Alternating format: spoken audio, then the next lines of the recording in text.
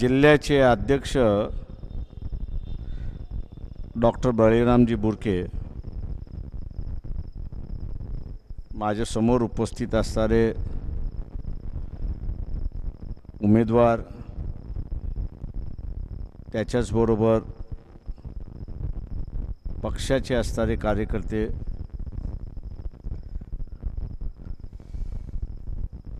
पक्षातील सर्वच जुने कार्यकर्ते, उपस्थित बंधूंनो आणि भगिनींनो,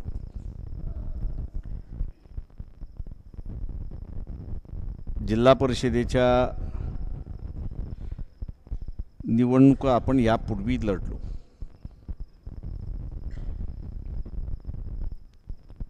थोड्या थोड्या मताने आपण नसारा पडलो.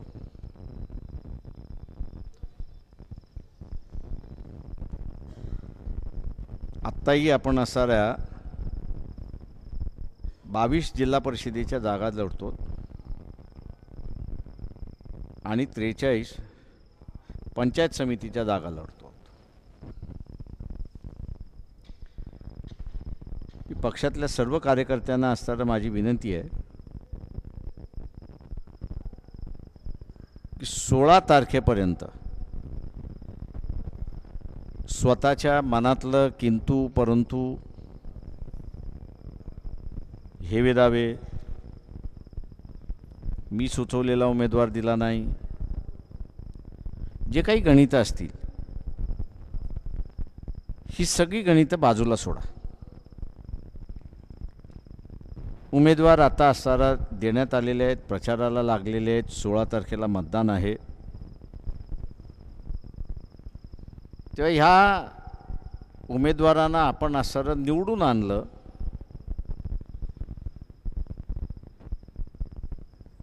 तर शोषण जे चाललेलं आहे त्याला आपल्याला थांबवता येईल.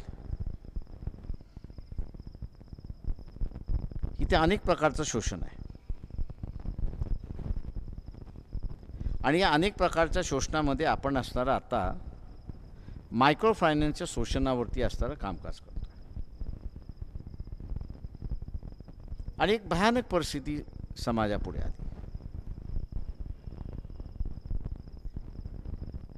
40-42% व्याज घेतल्या जातोय अशी असणारी परिस्थिती आहे. म्हणजे मारवाड्यापेक्षा मारवाडी अशी असणारी परिस्थिती आहे. याच्याच बरोबर अण्णाभाऊ साठे महामंडळाकडून घेतलेलं कर्ज आहे, त्याच्यामध्येही शोषण होतं. एक त्याचा चेअरमन आतमध्ये आहे.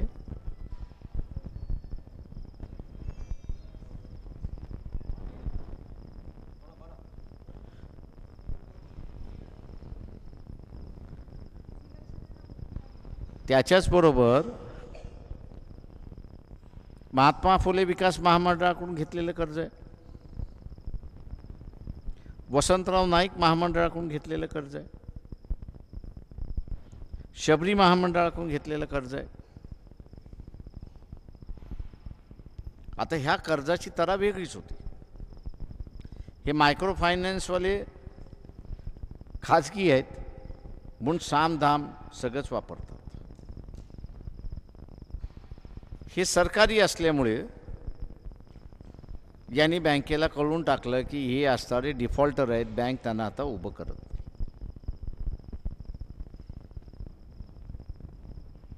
आणि म्हणून हा जो कर्जबाजारी झालेला माणूस आहे याला कर्जातून मुक्त करणं ही पहिली आपली असणारी जबाबदारी आहे. तो एकदा कर्जमुक्त झाला की त्याच्या कुटुंबाची वाताहत जी लागलेली आहे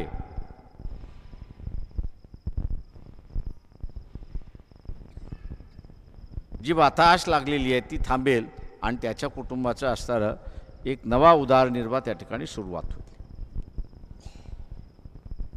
पण त्याच्याचबरोबर आपल्याला असणारं एक पर्यायी व्यवस्थासुद्धा उभी करावी लागेल. आणि ती पर्यायी व्यवस्था म्हणजे की ह्याला कर्ज मिळेल, स्वस्त कर्ज मिळेल. जसं इथल्या मोठ्या भांडवलदाराला 6% कर्ज मिळतं, 6% कर्ज मिळतं, तशाच पद्धतीने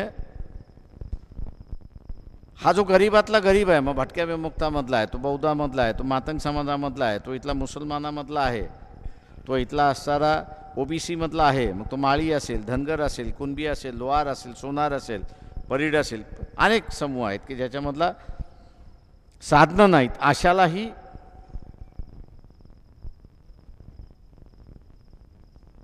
व्यापाराला, कारखानदाराला मिळत असणाऱ्या 10-12% असणारं जर कर्ज मिळालं, तो आनंदाने घेईल, सुखाने घेईल आणि स्वतःचं असणारं त्या ठिकाणी कुटुंब सावरून जगण्याचा प्रयत्न त्या ठिकाणी करणार. ते हा एक आर्थिक लढ्याचा एक असणारा भाग. पण आजची असणारी जी परिस्थिती आहे, ही परिस्थिती भयानक आहे. काँग्रेसवाले आपण बघत असाल की गप्प बसलेले आहेत. सगळ्याच मतदारसंघामध्ये काँग्रेसकडे आता उमेदवार नाहीत. म्हणजे एकेकाळी काँग्रेसकडे झुंड लागायची, आता उमेदवार नाहीत, कारण का गळती लागायला सुरुवात, पक्षालाच गळती लागते. लोकांच्या मनामध्ये आता हे आलंय की हा पक्ष आता काय उभा राहू शकत नाही, त्याच्यामुळे याच्यावर राहणं काय अर्थ नाही. जे काही नेतृत्व आहे ते नेतृत्व ह्या पक्षाला सांभाळेल अशी काही परिस्थिती नाही.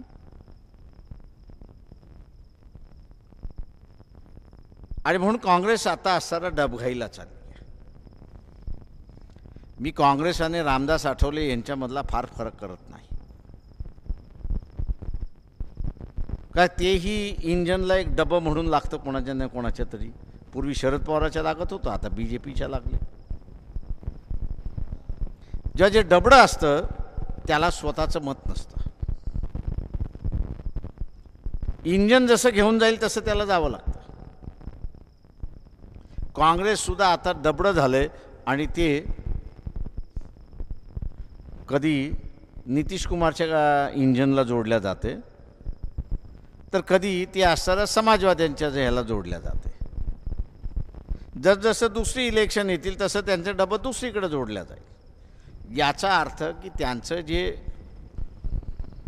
अस्तित्व होतं ते अस्तित्व संपायला लागले.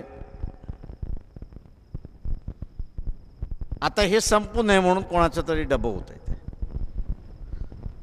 महाराष्ट्रामध्ये सुद्धा तीच परिस्थिती आहे.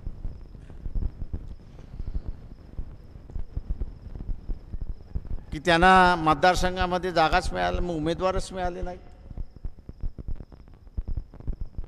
आणि म्हणून उद्याच्या BJP बरोबर लढणं, RSS बरोबर लढणं हे आता काँग्रेसच्या मनगटात राहिलेलंच नाही. मनगटात राहिलेलं नाही. नाही तर ज्या पद्धतीने असणारा मोदींनी मनमोहन सिंगचा अपमान केला, ते पलटवार करू शकत होते. पण आपण पलटवार केला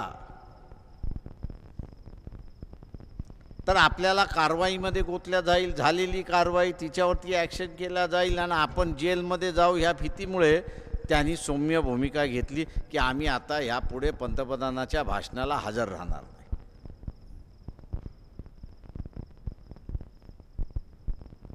म्हणजे 2 मारामाऱ्या दादांच्या झाल्या की जो कमजोर असतो तो काय म्हणतो, मी तुला उद्या बघतो, थांब आज नाही बघत. अरे आणि पळ काढतो का त्याला माहिती आहे मी ठोकल्या जाईन या ठिकाणी. तसंच काँग्रेसवाल्यांचं झालं की आता असणारं हे BJP बरोबर लढू शकत नाही, भांडू शकत नाही, अंगावरती घेऊ शकत नाही, म्हणून म्हणायला लागले आम्ही तुमच्या भाषणालाच हजर राहणार आहे. काय फरक पडणार आहे? त्यांनी आरोप केले ते राहिले ना तसे.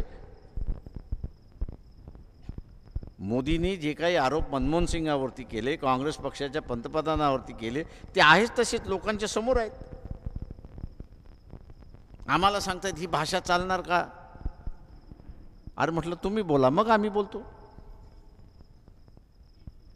आम्ही सरळ सांगतो की मोदींची भाषा ही पंतप्रधानांच्या खुर्चीला न शोभणारी भाषा आहे. त्याचा निषेध आम्ही असणारा करतोय.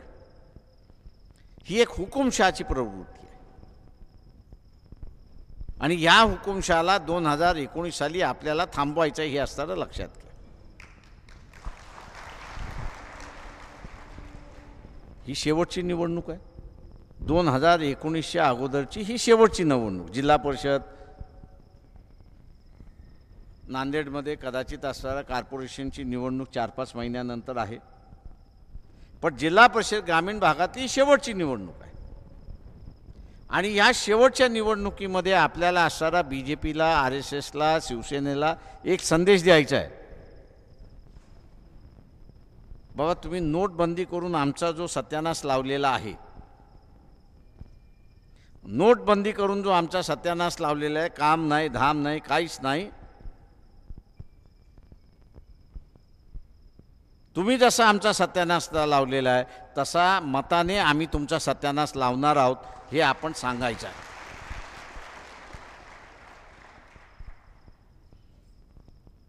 सेना आता म्हणते की आम्ही असणारा सरकारमधून बाहेर पडणार आहे. बाबा, अगोदर का नाही बाहेर पडत?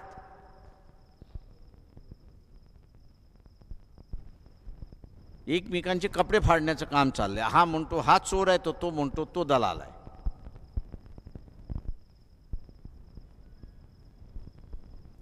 चोरांची या दलालाची असणारी आतापर्यंत युती होती.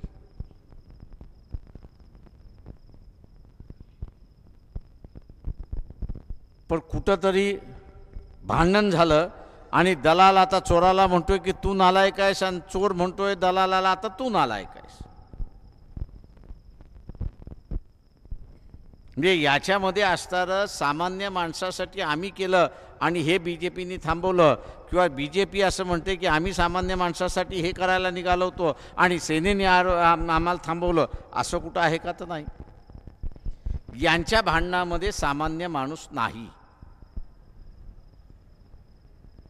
यांच्या भांडणामध्ये सामान्य माणूस नाही. यांचं भांडण मलेद्यावरनं भांडण आहे, दलालीवरनं भांडण आहे, चोरीवरनं भांडण आहे. हे आता दोघंच या ठिकाणी स्पष्ट करतायत. आणि म्हणून तुम्हीच ठरवलं पाहिजे की दलालाला आणि चोराला आम्ही असताना सत्तेवरती बसवणार आहोत का? दलालाला आणि चोराला सत्तेवरती बसवलं तर एक दलाली खात बसेल आणि दुसरा चोरत बसेल. पुन्हा सामान्य माणूस हा त्यांच्या अजेंड्यावरतीच राहणार नाही, हा अजेंड्यावरतीच राहणार नाही. आता मध्यंतरी असणारा समाज कल्याण खात्याचं असणारं काय काय काम करावं असं आलं. मला असणारं आमच्या जिल्ह्याचे असणारे जिल्हाध्यक्ष आहेत ते सांगत होते की 3 पत्र्याशिवाय दुसरं काहीच करू नका. अरे बा, इथं असणारा शासनाचा निधी आहे, हा शासनाचा निधी यांच्या असणाऱ्या आर्थिक बळकटीसाठी वापरला गेला पाहिजे. काहीतरी उद्योग त्या असणाऱ्या जिल्ह्यामध्ये सुरुवात करून त्यांना असणारा गेला पाहिजे, त्याच्यावरती नाही. ही जिल्हा परिषद आपल्याला कशासाठी पाहिजे? तर ही जिल्हा परिषद आपल्याला पाहिजे ह्याच्यासाठी की बा जो मागासवर्गीयांच्या नावाने निधी येतो, मग तो भटक्या विमुक्तांच्या नावाने येतो, तो इथला SCच्या नावाने येतो, तो आदिवासींच्या नावाने येतो, हा निधी त्याच्या आर्थिक उन्नतीवरती खर्च केला पाहिजे, त्याचं आर्थिक सबलीकरण त्या ठिकाणी केलं पाहिजे. आज त्याचं 2,000चं उत्पन्न असेल तर उद्या ते 4,000चं उत्पन्न कसं होईल या दृष्टीने असताना त्या ठिकाणी योजना जर राबवल्या तर पुन्हा पुन्हा आपल्याला ह्या लोकांना असताना अनुदान देण्याची गरज पडणार नाही किंवा त्याला मागण्याची गरज त्या ठिकाणी. मित्रो, आणि म्हणून आपण असताना म्हणतो की जिल्हा परिषद आमच्या असणाऱ्या ताब्यामध्ये त्या ठिकाणी. आज सेनेने असणारं एक घोषणा लावली आहे की आम्ही इथलं असणारं संविधान बदलणार, इथलं असणारं आरक्षण संपलं पाहिजे. बाबा, आरक्षण का संपलं पाहिजे हे तर सांग. आज इथला भटक्या विमुक्तांमधला माणूस, आपल्या सगळ्यांना असणारं स्वातंत्र्य हे असणारं 50 साली मिळालं, पण भटक्या विमुक्तांना स्वातंत्र्य जे आहे ते 62 साली मिळालं. ब्रिटिशांनी जो असणारा 1880चा कायदा केला होता की ज्याच्यामध्ये भटक्या विमुक्तांना सूर्य मावळला ते सूर्य उगेपर्यंत त्यांना असणारा एका ठिकाणीच राहायचं होतं की जिथं कॅम्प असे त्यांची केली होती. 50 साली आपल्याला स्वातंत्र्य मिळालं, पण या भटक्या विमुक्तांना असणारा 50 साली स्वातंत्र्य मिळालं नाही. तर त्यांची असणारी ही ब्रिटिशांनी केलेली कैदी, त्यांचे असणारे कॅम्प, जेलखाना त्यांचा असणारा जो केला होता तो तसाच राहिला. 62 साली नेहरूंना आठवण झाली की बाबा हा असणारा अजून कैदीच राहिलेला आहे, आणि म्हणून सोलापूरच्या असणाऱ्या कॅम्पला हजर राहून तिथला दरवाजा उघडला आणि दरवाजा उघडून सांगितला की तुम्ही आता बाहेर या, तुम्हाला स्वातंत्र्य मिळालं. आपल्यापेक्षा 12 वर्ष उशिरा त्यांना असणारं स्वातंत्र्य मिळालं. आज तो माणूस शिकून सवरून बाहेर पडायला लागलेला आहे. अशा शिकून सवरून बाहेर पडलेल्या माणसाला त्या ठिकाणी सांगितलं जातं की तुझी असणारी सवलत बंद, तुझी असणारी स्कॉलरशिप बंद, तुला शाळेमध्ये आता ॲडमिशन नाही. म्हणजे पुन्हा त्याला पारतंत्र्यात टाकण्याचा कारभार या ठिकाणी चाललेला आहे. तीच अवस्था इथल्या असणाऱ्या दलितांची आहे, बौद्धांची आहे. तीच अवस्था इथल्या असणाऱ्या ओबीसींची आहे. संविधान बदलत आहे का याचं उत्तर द्या. या संविधानामध्ये आपल्याला असणारा चार्वकांचा विचार सापडतो की न सापडतो? या संविधानामध्ये आपल्याला असणारा महावीराचा असणारा आशय सापडतो की न सापडतो? या संविधानामध्ये आपल्याला असणारा बुद्धाचा आशय सापडतो की न सापडतो? या संविधानामध्ये गुरु नानकांचा असणारा संदेश आपल्याला सापडतो की न सापडतो? या संविधानामध्ये कबीराचा असणारा आशय आपल्याला सापडतो की न सापडतो? या संविधानामध्ये ज्ञानेश्वर असेल, ते तुकाराम महाराज असतील किंवा विश्वेश्वर असतील, यांचा असणारा आशय आपल्याला सापडतो की न सापडतो? तर सापडतो. आणि मग काय नाही, प्रवीण तोगड्यासारखा किंवा इथं असणारा मोहन वैद्यांसारखा म्हणत असताना या संविधानामध्ये वैदिक धर्माचा आणि मनुस्मृतीचा लवलेशही नाही.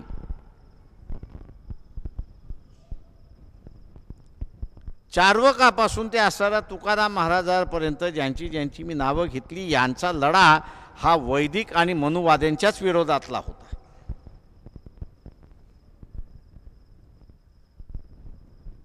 हा वैदिक आणि मनुवाद्यांच्या विरोधातला होता. कारण का मनुवादी हा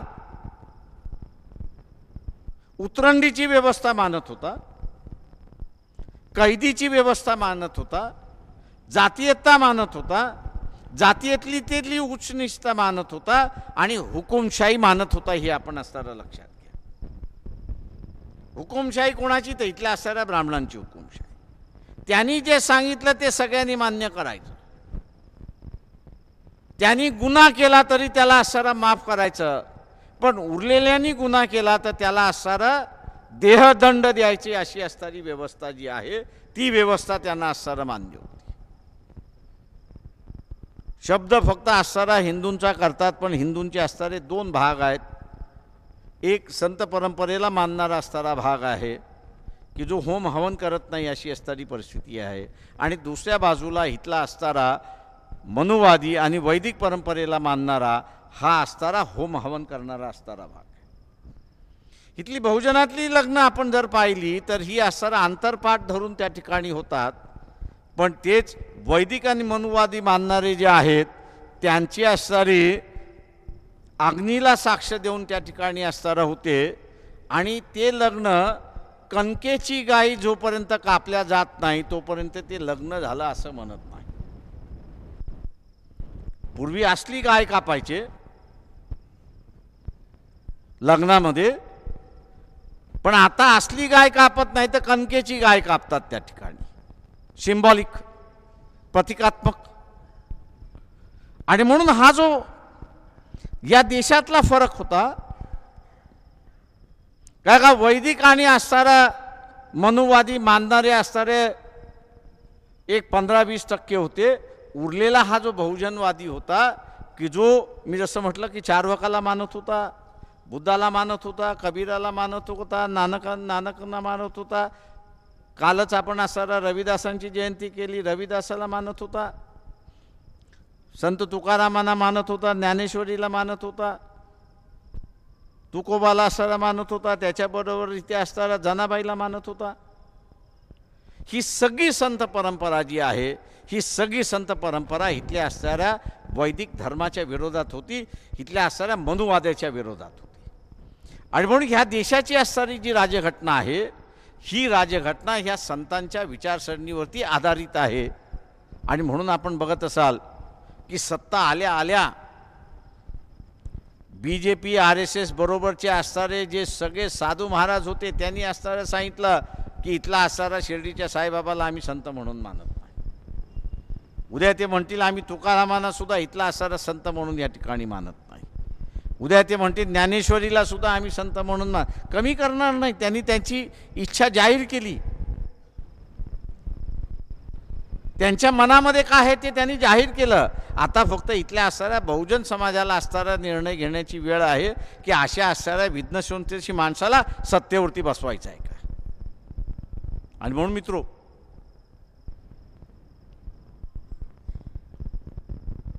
हा देश वेगवेगळ्या संस्कृतीनं नटलेला आहे. हा देश वेगवेगळ्या विचाराने नटलेला आहे. हा देश वेगवेगळ्या संतांच्या परंपरेने असणारा नटलेला आहे.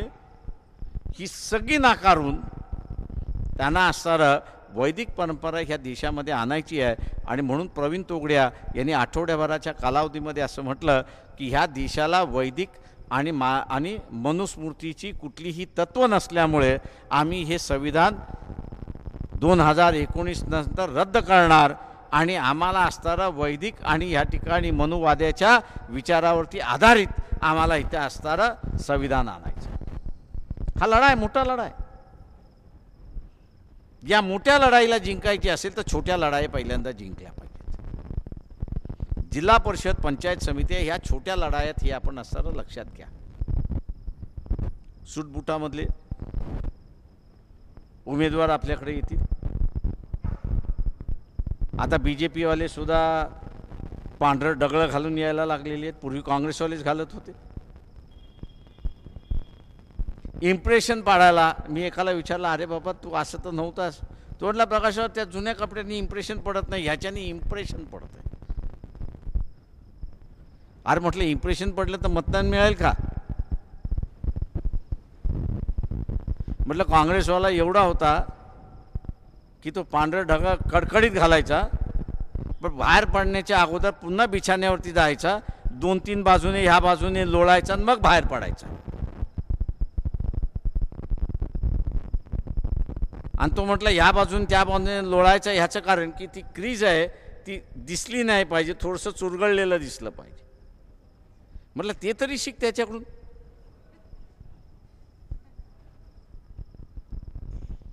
आणि म्हणून मित्रो, उद्या पैसे वाटप केल्या जातील. आज असणारे मोर्चे आपण बघितले, म्हणजे प्रचार फेऱ्या निघाल्यात त्या BJPच्याच प्रचार फेऱ्या निघतात आहेत. ज्या महिला त्याच्यामध्ये जातात आहेत, मला त्यांचं असणारं आव्हान आहे, त्या प्रचार फेऱ्यामध्ये जा, पण तुमचा असणारा प्रचार फेऱ्यामध्ये जाण्याचा दर हा 1000 रुपये लावा. फुकट पैसा आहे, चोरलेला पैसा आहे, आपलाच पैसा आहे, आपणच चोरायचा. मी मुंबई महानगरपालिकेमध्ये लोकांना असणारं सांगितलं की हे पैसे वाटप करायला येतील. तेव्हा अनेक महाराष्ट्रामधले चोर माझ्या ओळखीचे आहेत, टोळ्या ओळखीच्या आहेत. त्या सगळ्यांना म्हटलं 21-22ला ग्रामीण भाग लुटण्यापेक्षा मुंबईमध्ये या. ते म्हटलं काय. म्हटलं BJP पैसे वाटप करणार आहे, लुटा म्हटलं होतं. अहो ते म्हटलं काय. म्हटलं लुटा कारण का मोदींनी सांगितलं 3000च्या वरती तुमच्याकडे पैसे ठेवता येत नाही, बँकेकडून 24,000च्या वरती काढता येत नाही. याच्याकडे 50,000 असले तर पहिल्यांदा पोलिसांनी पकडलं तर पोलिसाला म्हणणं ह्याच्याकडे 50,000 कसे आले ह्याची चौकशी कर. आणि जाताना त्या पोलिसाला अर्धे दे, अर्धे तू घेऊन जा. पोलिसाची गरिबी गेली, तुझी गरिबी गेली. तेव्हा हल्ली वाटप करण्याच्या बाबतीत लोक जरा विचार करतात. मी आपल्यालाही सांगतो की वाटप करायला आले की लुटा पैसे. काही कोणी करणार नाही, कारण का मोदींनीच बंधन घातलेलं आहे. 3,000च्या वरती तुम्ही असताना स्वतःकडे ठेवू शकत नाही, 24,000च्या वरती तुम्ही काढू शकत नाही. बँकेमध्ये असणारे सगळे पैसे आहेत, तुमच्याकडे आले कसे हे सांगा. 3 लाखाचा निर्णय जो आहे तो इलेक्शन संपल्यानंतरचा निर्णय आहे. आणि म्हणून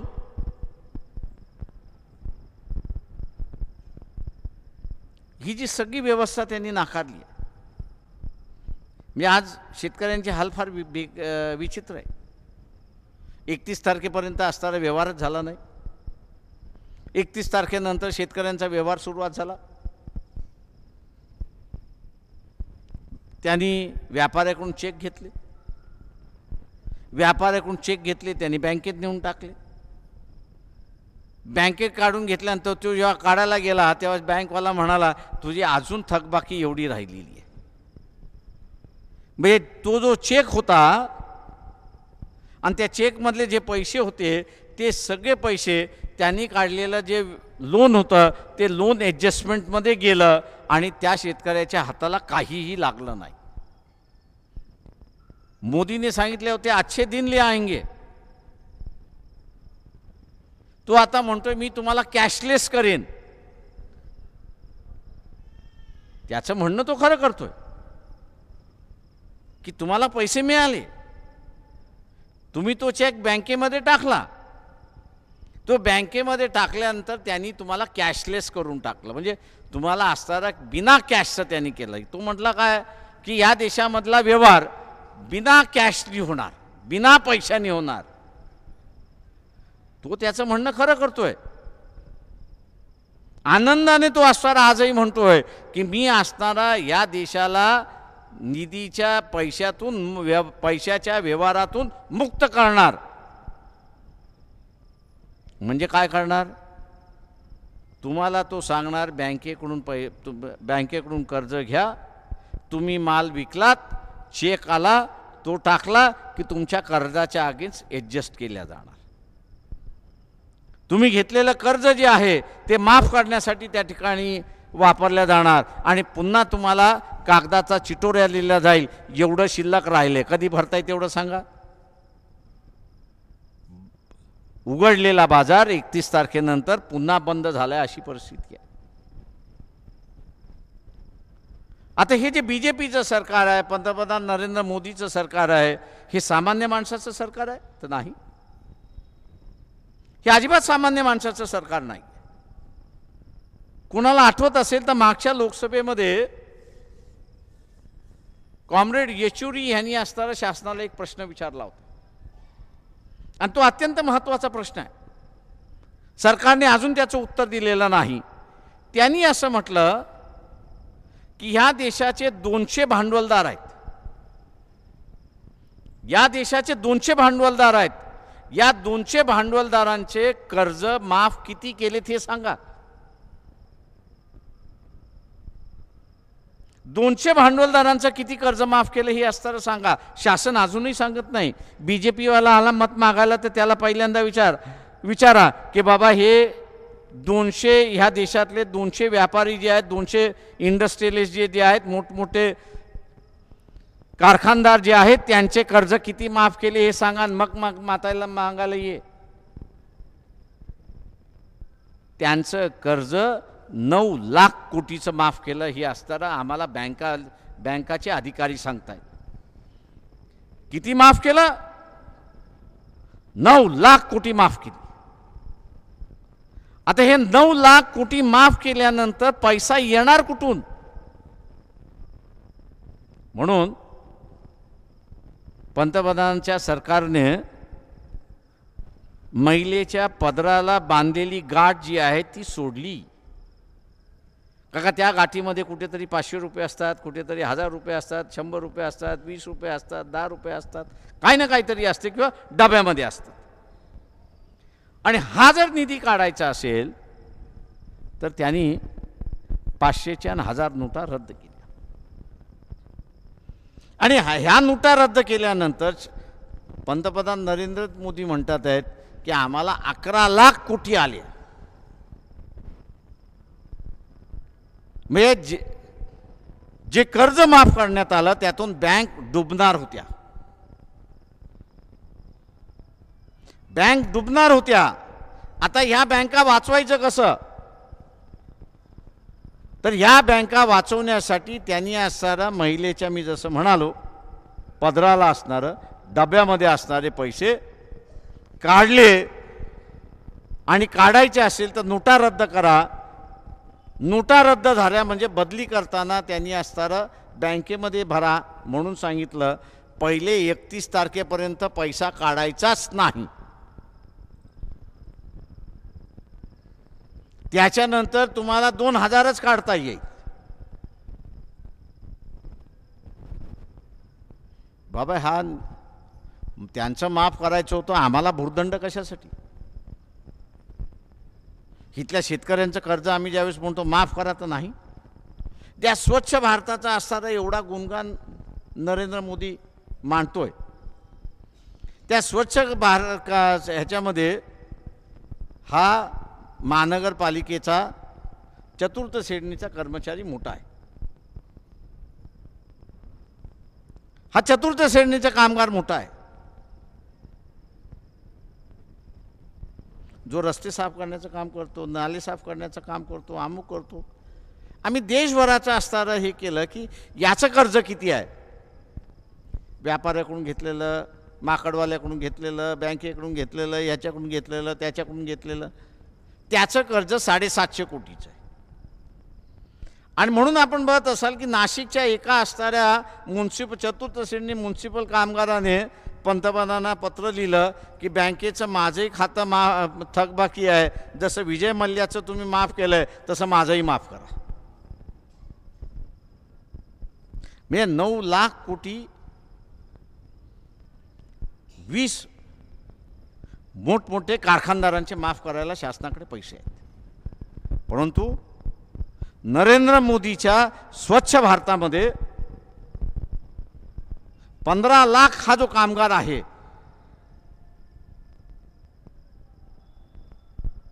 जो झाडू मारण्याचं काम करतो, 4थी श्रेणीचा कामगार हा जो झाडू मारण्याचं काम करतो, त्याचं 750 कोटी रुपये माफ करण्यासाठी मानसिकता नाही ही आपण असणारा लक्षात घ्या. म्हणजे ज्यांच्या मार्फत तो असणारा या देशातली घाण साफ करायला मागतोय, त्याच्या आरोग्याचं, त्याच्यावरचं कर्ज माफ करायला इथल्या असणाऱ्या पंतप्रधानाकडे 750 कोटी रुपये नाही. याच्यावरूनच मानसिकता आपण असणारं ओळखली पाहिजे की हा गरिबाच्या बाजूने आहे की श्रीमंताच्या बाजूने आहे.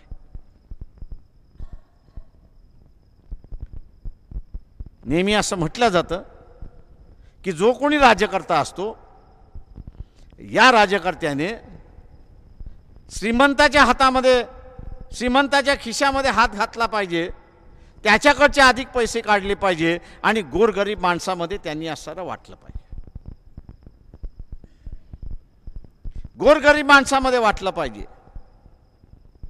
पण नरेंद्र मोदी हा उलटा आहे. त्यांनी गोरगरीब माणसाच्या हातामध्ये, खिशामध्ये हात घातला, त्यांचे पैसे काढले आणि श्रीमंताचा माफ करतोय. असं पंतप्रधान, असं BJPचं राज्य, असं RSSचं राज्य तुम्हाला पाहिजे का? हा निर्णय तुम्हाला असणारा करायचा आहे. हा निर्णय तुम्हाला असणारा करायचा आहे. मराठवाड्यामध्ये मागच्या वर्षी दुष्काळ होता. या दुष्काळामध्ये कुठेतरी छावण्या झाल्या का? लातूरची परिस्थिती ऑक्टोबरपासून बिकट होती. लातूरच्या रेस्ट हाऊसच्या खानसामाने मला सांगितलं, सर तुम्ही आता पुन्हा लातूरला येऊ नका, तुम्ही आलात तर मी तुम्हाला आंघोळीला पाणी देणार नाही. अरे म्हटलं आपलं स्वतःचं बोर आहे ना. तो म्हटला बोर महिन्यापूर्वीच ड्राय झालेला आहे, संपलेला आहे. हे आता मी कोणाकडून तरी मागून आले आणि तुम्हाला 1 बालदी पाणी दिलेलं आहे. ऑक्टोबर महिन्यामध्येच पाणी नाही अशी असणारी परिस्थिती. आणि अर्ध लातूर काय 80% लातूर खाली झाल्यानंतर त्यांनी ट्रेन चालू केली अशी असणारी मानसिकता आहे. हे सरकार गरिबाच्या बाजूने नाही हे आपण असणारं लक्षात घ्या. आम्हाला माहिती आहे की काँग्रेसच्या राजवटीमध्ये आम्हीच दुष्काळ पडला की मोर्चे काढत होतो. रोजगार हमी योजनेची कामं काढा, छावण्या बांधा, शेतकऱ्याला असणारं एकरीप्रमाणे नुकसान द्या. मिळालं का BJPच्या राजवटीमध्ये? मला तरी कुठे ते वाटलेलं दिसलं नाही. का ह्यांची मानसिकता आहे गरीबाला लुटा आणि श्रीमंताला श्रीमंत करा, गरीबाला गरीब करा आणि श्रीमंताला असा श्रीमंत करा, हे ह्यांचं धोरण आहे. का मनुवादच ते सांगतो, मनुवादच ते सांगतो की गरीबाला जेवढं गरीब कराल आणि श्रीमंताला जेवढं श्रीमंत कराल तेवढं गुलामाची संख्या त्या ठिकाणी वाढते आणि जेवढं त्या माणसाला वाकवता येईल तेवढं आपल्याला वाकवता येईल. हे सरकार आपल्याला वाकवायला निघालेलं आहे. आणि म्हणून मित्रो, या संविधानाने आम्हाला अधिकार दिला, बोलण्याचा अधिकार दिला, मताचा अधिकार दिला, लोकशाहीचा अधिकार दिला, उमेदवार उभा राहण्याचा अधिकार दिला आणि आम्हाला भाषा स्वातंत्र्य त्या ठिकाणी असणारं दिले. आज इथला कुंभार आमदार होऊ शकतो, नगरसेवक होऊ शकतो, कोणी होऊ शकतो. आणि ह्यांचा जर मनुवाद आला तर या जुन्या मनुवादामध्ये आपलं स्थान कुठे होतं? शिवाजी महाराजांनी रयतेचं राज्य जर केलं नसतं तर आपल्याला राज्य काय हेच सुद्धा कळलं नसतं. महाराजांनी इथला असणाऱ्या आलुतेदार बलुतेदारांना एकत्र करत आपलं असणारं राज्य उभं केलं.